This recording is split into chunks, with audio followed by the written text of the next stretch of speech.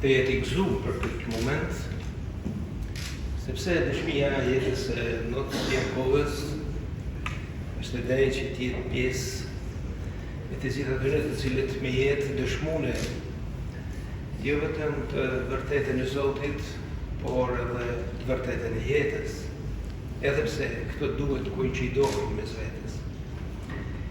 Për Notësin fillimisht kam dëgjuar të flitet si një person i pandashëm pikërisht në ato momente sublime durimit të jetës, i lidhur mosht me martirin Don Alfons Stratski.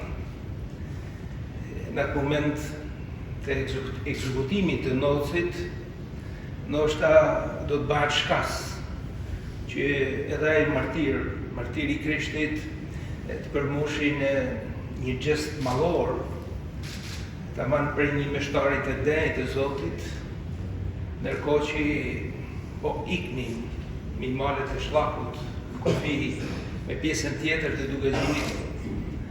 Do më alfon si kur merr vesh se Notësi ka meti plagosën, nuk merr parasysh jetën e vet, do të kthehet për mi dhënë ato sakramentet përfundimtare këtij martirit të denjë, të vdeut e të fesë.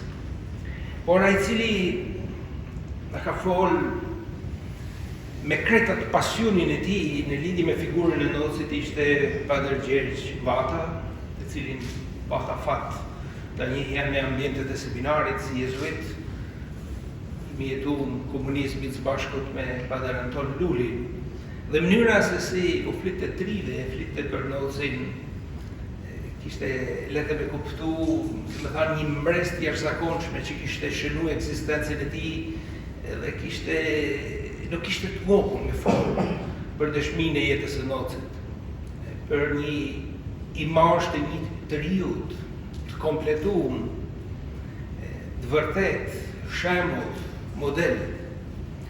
Padre Gjergj Vata e vendos Notës Jakovën në pjedestalin e atyne që e kanë kthy besimin në veprim dhe idealin në martirizim. Në vujtje dhe në përsekutim, ai nuk pranoi të thyhet. Fakti që sot jena të mbledhur për me reflektumi dëshminë e jetës e tij tregon se të gjithë ne tashmë jemi koshient se ai ishte në krahun e së vërtetës dhe qëndroi asaj pas një kompromis. Duhet kuptojmë se momenti i flijimit heroik apo i martirizimit përban momentin kulmor të jetës apo të lartësimit të saj.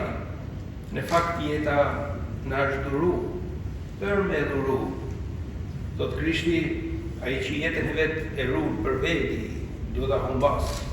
Ndërsa ai i cili e dhuron për shkakun tim, për shkakun e tij që është rruga e vërteta dhe jeta, ai do ta fitojë. Thania e Notës Jakovës, ai që ngushton zemrën është Jezusi që mëson me dashur edhe atë. Nuk është vetëm një reflektim personal, por një dëshmi e një besimit që te kalon cakun e logjikës të dhimbjes dhe që shndërrohet në dritë. Këtu qëndron madhështia e tij, dashnia edhe kompasioni i tij, pathusi i tij për të vërtetën.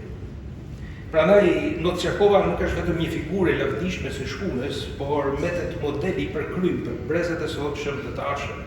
Ai përfason me përbashkim të rrallë mes shpirtit të zbukur së fesë, shpirtit krijues, forcës morale, besimtarit e patriotit.